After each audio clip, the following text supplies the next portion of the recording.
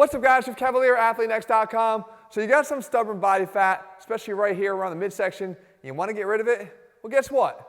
I'm going to help you to do that in this very video. And all you're going to need is a mirror. Not to look in and try to find where your body fat is. We know that. That's why you're here.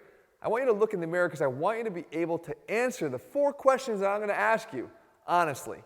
Because if you can do that, I promise you, you're going to get to the goal that you've been trying to get to for the first time maybe ever. All right, so with that being said, let's start asking those tough questions and, more importantly, giving me those honest answers. All right, so the first thing we need to do here is talk about how we're defining stubborn. Right? Because a lot of us will say, look, I just can't get rid of this, but are you really trying? And I'm serious, because I'm not holding that against you, but there's a difference between calling this stubborn body fat and maybe this guy that has a flat stomach but maybe has a little bit around the love handles is calling that stubborn body fat. Because this right here is not stubborn. What this is, it's a lack of doing the right things often enough. And if you do the right things more often, you can go from here to here. And likewise, if you did the right things really often, almost all the time, you could do this. But I talked about this before.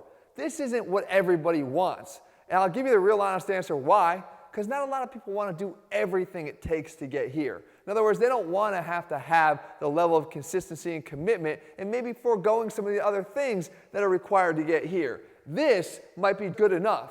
And as a matter of fact, I'm okay with all of it. It's what your goals are that matter to you. But the good thing is you're going to be able to tell what you need to do to get to whatever level it is that you're looking for. All right, so it might surprise you that I'm going to talk right out of the gate about drinking. But here's the reason why. Drinking is one of those things that not a lot of us want to give up entirely. And you may not have to. Again, it depends on where you are in terms of where you're starting and where your goal is. If you want the flat stomach, drinking can be very much part of that equation. If you want to be extremely ripped, it may have to become a very minimal part of the equation. And the reason for it is a couple of them. Number one, drinking metabolically is handled by our body differently. When we have it in our system, our liver is going to preferentially want to metabolize it over fat for energy. So you're interrupting your own process of trying to get rid of body fat if you engage in drinking more and more often. Besides that, guys, I understand that drinking provides something much more than a quenching of your thirst. There's a social aspect to it. People like to reminisce about old times and drink with friends or create new memories while they're drinking with friends and family. They don't want to give it up entirely. It doesn't mean that much to them. It's not that valuable to have a ripped six-pack if they have to give up all drinking. But that's where I have to ask you the question, where do you sit right now? Because it is a factor, and it's a big one. If your answer is no, well, then congratulations. This is not one of the issues that's causing you to have any remaining fat that you're trying to get rid of. But the answer is yes. Well, then you got to ask yourself a few more questions, and that is, how many times per week are you drinking? Is it 1 to 2 times, or is it more than 2 times? Right? Then the next question I ask is, how much each time? And be honest. Again, no one's listening to your answers other than you and I talking here. But how much each time?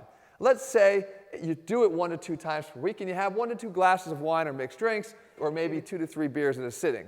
That's about 4 to 6 beers in a week, or maybe 2 to 4 glasses of wine in a week. Now, is that okay or not okay? This is okay if you're trying to get to that level of, let's say, a flat stomach. But if you want to get to that ultra-ripped condition, then this is not going to be okay. If it's more than this, then again, it's not okay even to get yourself down to that flat stomach. If you're doing it more than 2 times a week, well, guess what has to happen? If it's more than 2 times a week, well, then the consumption levels have to go down. It can't be up to 2 glasses or 3 beers. It's got to come down to 1 glass of wine and maybe 2 beers at most at a sitting. So in total, over the course of a week, you're ingesting less alcohol. And of course, if it's more than above, then it's not okay again. But the fact is here, guys, let's say you're at a given level of body fat right now, and you are drinking. If you're trying to go lower, then go lower on your consumption of alcohol. There's no instance where drinking here is going to be beneficial to you in the long run if you're trying to decrease your levels of body fat. So the next thing we have to focus on is actually very closely related to drinking, and it's the other stuff that we put in our bodies. And we want to look for a caloric deficit because we know that in order to lose body fat, we have to create a caloric deficit. However, my first question would be to you is, are you or are you not creating one? If the answer is yes, it's not an instant congratulations because I have something listed over here, and that is, are you doing it responsibly or are you doing it irresponsibly? There's a big difference, guys. Irresponsible is crash diets. is consuming a very low amount of calories, is excluding certain macronutrients because you've heard they're bad for you, i.e. carbohydrates.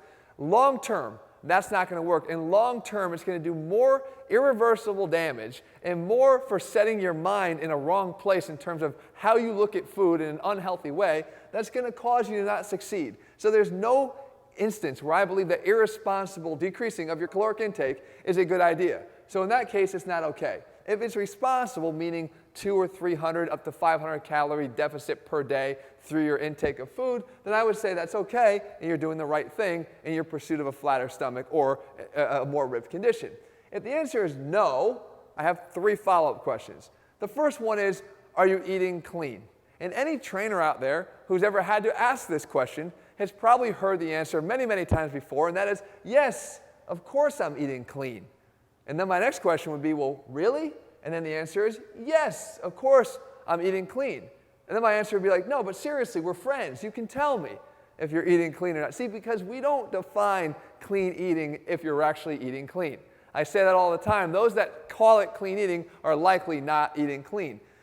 Eating clean is actually eating healthy. And eating healthy is something that you do on a regular basis. It's not something that you're doing temporarily or that you even put a name or a label on it. You just do it and you eat more healthily and you understand what foods comprise a healthy diet. So when we're there, then you got to talk about portion control, because if you are eating really healthily and you're eating the right foods and you're not excluding macronutrients like we talked about before, then it does come down to the next question, that's portion control. How big are your portions? And you know how big they are. Are they bad or are they good? Right? If they're bad, you got to fix it. You got to stop eating 2 plates of everything.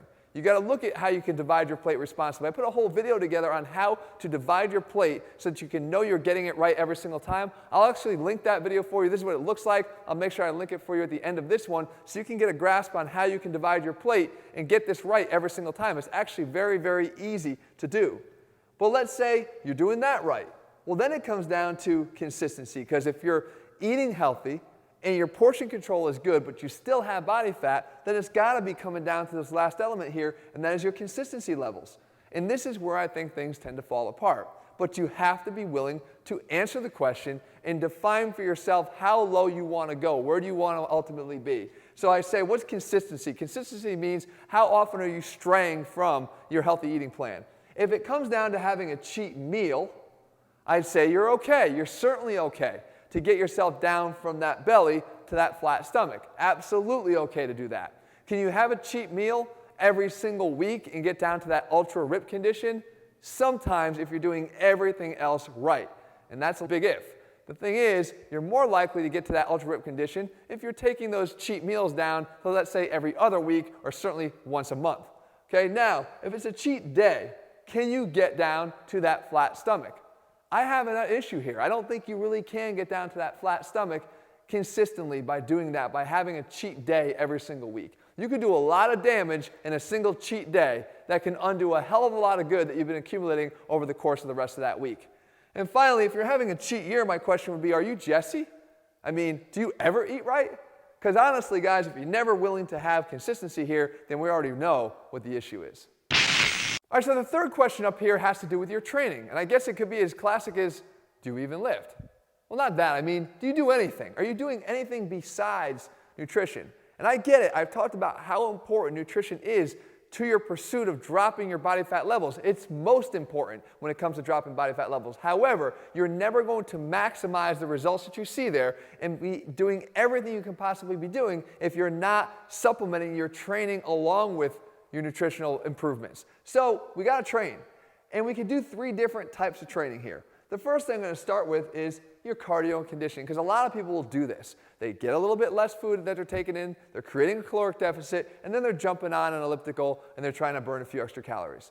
Why is that never the most successful way to do this? Because you're not building muscle doing that. And building muscle is going to be your absolute best friend when it comes to creating an easier job for your body to get to lower levels of body fat, and most importantly, to maintaining them. Muscle, being much more active tissue, is going to metabolically help you, even at rest, to get to that lower body fat level and maintain it and even go beyond what it is you thought you were capable of. Cardio and conditioning, while important for your heart, isn't necessarily the best option. However, if the answer is no, I don't do anything, or even yes, I do cardio and conditioning, my next question always becomes, What's your body fat level? Because your body fat level is going to give me the best recommendation from there. If you're less than 15% for men or less than 25% for women, then I would actually say to you, if you want to make some additional drops in body fat levels, increase your cardio and conditioning to 2 to 4 times per week.